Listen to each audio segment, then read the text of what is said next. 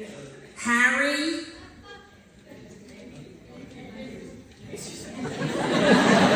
I thought someone knew his last name was going to scream it up for me. Yes, because he did a lot of comedy shows here where he played sketch characters, and everyone in the audience knew every character. When you're from America, I was like, what is he doing? You know? But he was great, and he came in, he's like, I got money! I want money! I didn't know what the skit was, but I've been doing it all day, you know? I just want to say it's a beautiful city. I've been here before. I'm going to tell you all about it in a minute. But I just wanted to let you know that last night at 3:44 in the morning, my son Blakey had his first child.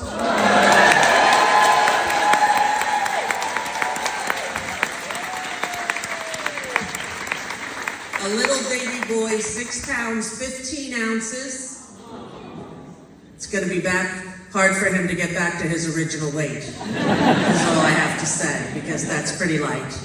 But I'm very thrilled and I'm very excited, and my son said, you can't post on your social media until we do. Since 3:45 a.m., I've been looking and waiting to tell the world we got a little baby boy. Now, they named this baby Anthony, which is funny. Anthony is so Italian in New York, you know. Anthony O'Donnell, does that go, you know? It's like Julio Murphy, you know, it doesn't really fit in.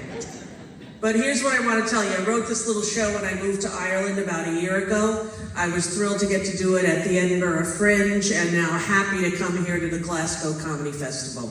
So thank you all for being here, and right now, we're going to start. You thought that was the beginning, but it wasn't. That was just, let me tell them about the baby before it ruins the whole show. Okay. Well, after our trip to Ireland, we came here to Scotland, and it was really fun. We came to Glasgow because my cousins, who are in the audience tonight, Nuala and Claire and their children and their children's children. It's like a whole group. They came over when I was little. I thought it was right before my mother died, but Nuala and I had dinner last night with a bunch of my relatives right across the street at Roya. Now, I don't own any part of Roya. I had never been there. I just went to see the theater, and then it was open, and I'm like, let's try there for dinner. It was the best goddamn meal I've had in my life. It was so delicious. If you go there, get the mini kebabs and the cauliflower. Tell them Rosie sent you. You know, today was so embarrassing in my hotel. You know what happened? I went to have lunch by myself so that I could eat before I get in hair and makeup to come do the show. And I was sitting there, and I just arrived yesterday from Dublin. And I said, can I charge it to my room? And she said, no, you have to pay separately. So I took out my credit cards, and I had 5 of them, and none of them worked. And the woman's looking at me. She's never seen me before in her life. She's just 25 years old, staring at me with a thick Scottish accent. And I said, well, can you take money from Ireland? No, we cannot. Okay. Can you call the front desk and tell them Rosie O'Donnell is having lunch and she has no money? Could they put it on my room? So she went and figured the whole thing out, and then I had no way to tip her, so I had to give her the fake Monopoly money, you know? I was like, I better give her a lot, because she has to go to the bank and change this shit, you know what I'm saying? Yeah. Sorry, was that a partial heckle? Heckles are so nice in this part of the world.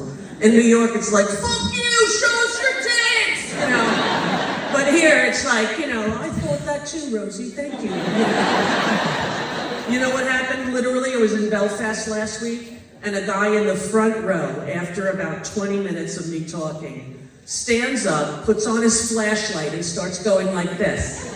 Now I'm thinking someone in his row is having a heart attack, right? So I stop and I'm like, what is this, sir? And he goes, I just wanted to tell you, Rosie, that I love seeing you in Ireland. In 1993, I saw you open for the Pointer Sisters at Harrah's in Las Vegas. You were very, very funny. And then I saw you with Kathy Griffin one time in Miami. You were in a convertible. There was another time I went to your show. And on your show was Alec Baldwin, who I enjoy very much. Finally, I said to him, are you done? He said, no. I also wanted you to know that it moves me the way you talk about your family, your children, and your country. You really are Irish. I said, thank you. Now sit the fuck down. It was nice though. You couldn't really curse at a heckler like that, right? In New York, you could do it. Here, you definitely can't.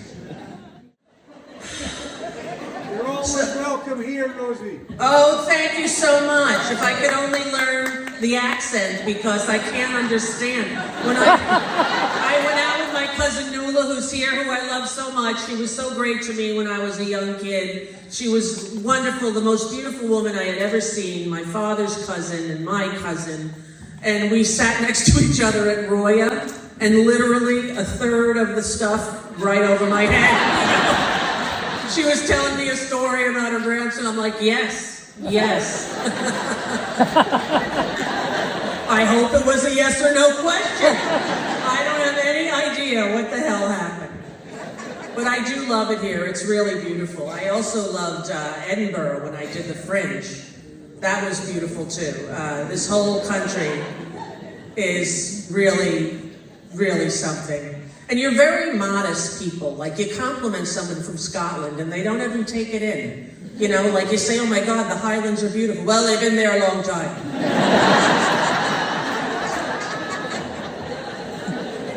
And what is this Iran drink you're drinking? Iran something? There it is. Now look, don't throw it because I can't see that good. But it's called IRN. And I thought it was an Iran group. And I thought they're drinking Iranian soda in Scotland, and this is not a national scandal? And then I took a sip of it, I go, it must be Iranian, this is horrible. What is in there?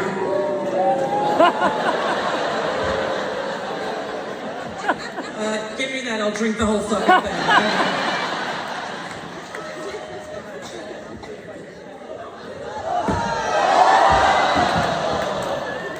Some very unhappy mice down there. Very unhappy. No, you got to admit, it's a taste that you have to get used to. If you just come right off the bat at 64 years old and somebody at the airport says, Rosie, here's a Scottish soda for you, and you take a big gulp and you're like, oh shit, that was wrong. You know, that was wrong in a lot of ways.